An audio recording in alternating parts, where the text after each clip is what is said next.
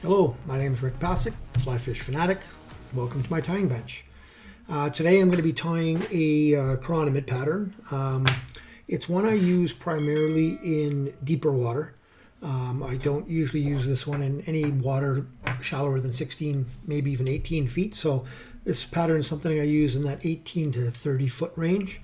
And it does seem like a little bit of a strange one. A lot of people give me a kind of a cross-eyed look when I show them this one, but then when I give it to them and they try it, they've all had real good success. I call it my Roche Lake Special because that's where I started using it. So, and it's a really simple pattern. It's just a sky blue with a bit of silver rib and a white bead head and a little bit of Peacock. Now I use Peacock dub instead of Peacock herl because I find it stays longer. It doesn't get torn apart by the fish. So today I've got a Tiemco 2499 BL in the vise with a 330 seconds bead, just a brass bead. I'll be using Peacock blue in the UTC Ultra. I also tied this one in a size 14, the long curve, the C53. I tied in this one as well. So that's kind of what that one looks like. Oops, let's bring it a little closer for you. So, and then just some usually extra fine silver wire, but I can't find my extra fine for some reason, so I'll use the fine, which will be fine. And then just a little bit of ice dub in the Peacock. Sometimes I'll even tie this one in a more of a kind of a grayish blue. It's a Danville's here, but sometimes I'll tie it in that one as well, but this is the one that I prefer. So like always, just start your thread. Touching wraps, or as close as you can as touching wraps. We want to keep this pattern pretty thin. We don't want much build up. Now we will build up a taper, but we want to keep a fairly thin butt. So just typical of your chironomids, right? And I'm going to go down just around the corner a bit, and then I'm going to come all the way back in touching wraps. Right to behind the bead, and I am going to add a length of the silver wire, and I'll take this silver wire and I'll lay it right on top, and I'll try to even tuck it right in underneath that bead, and I'll secure it down. Again, if it's not all the way touching wraps right now, not a huge deal because I'm going to be going back over it anyway at least a couple more times, but at the back here you definitely want to try to do touching wraps and keep it as thin as possible. So again, forward. Now I'm just going to start building up my taper. And excuse me if I turn my vise every once in a while here because I just want to see how my taper is looking from the side as well. So now I've gone about 7/8 of the way back. This time I'm only going to go about 3/4 of the way back, and then forward again, and then like 5/8 of the way back, half the way back,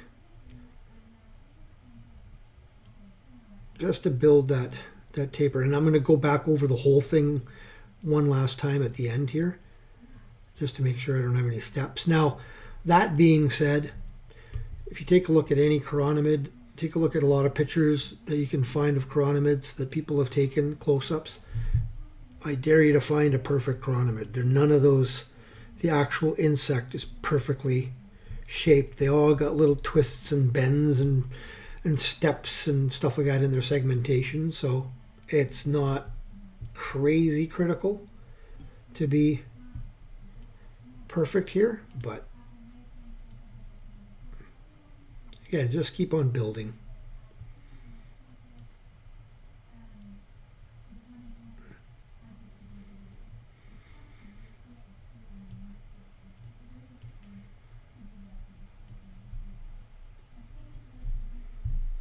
So about there. Now I'm going to counter wrap and take one full wrap right behind where I stopped with my thread, and then I'm going to open up my wraps. And as I come forward, I like making my wraps just a little bit more open. And then I'll get one more in here, and I'll just tie that down.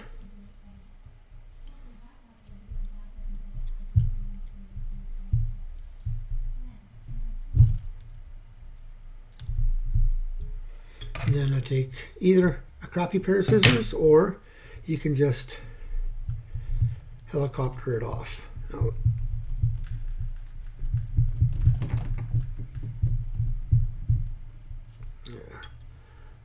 so I've helicoptered that off, so that'll actually make it so there's no sharp corner there, sharp edge. So I'm just going to go back just a little bit here, and I'm going to get the tiniest amount of this Peacock dub. Like I said, this is a really simple pattern to tie. The biggest problem is that it's small, but that's even too much dub there.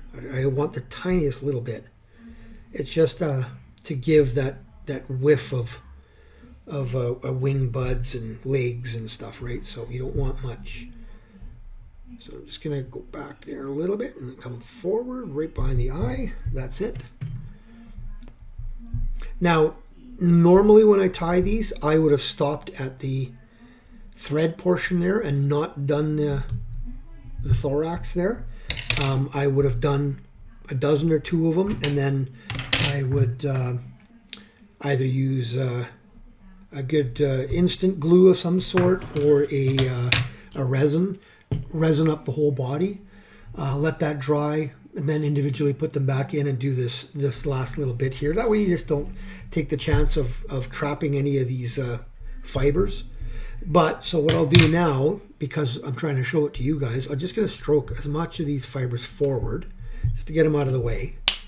Then I'm going to take my Gulf Thinman resin, and I'm just going to put the slightest little bit on it. And I'll do 2 to 3 coats normally, so I'm not going to put very much on the first time. And I don't want to, if possible, I don't want to trap any of those fibers from the thorax there, that Peacock dubbing. So I'm just putting a tiny little bit on this time, and then I'm going to hit it with my UV light.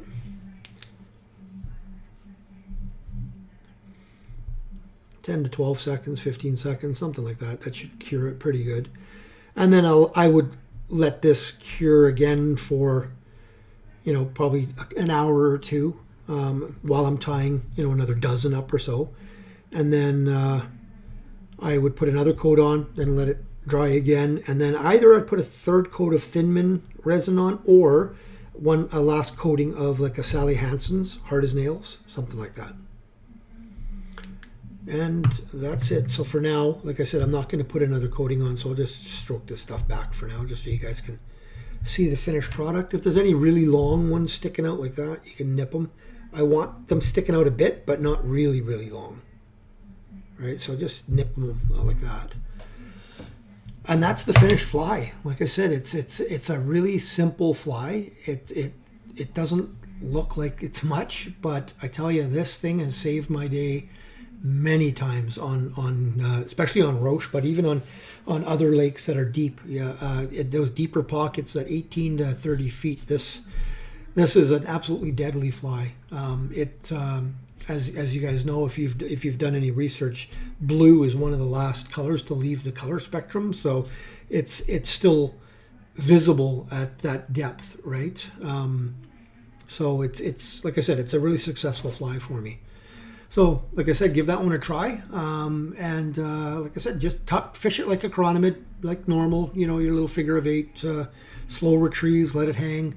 I actually like fishing these static as well. So quite often I won't put a bead on at all. I'll build a little bit of a head just with a thread head. That's it, right?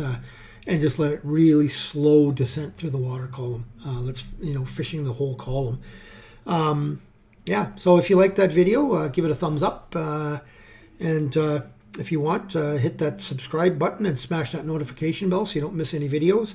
I'm going to be trying to do 2 to 4 videos a week, something like that. Some of them will be fly tying. Some of them will be talking about fly tying equipment and materials. Some of them might even be technique stuff.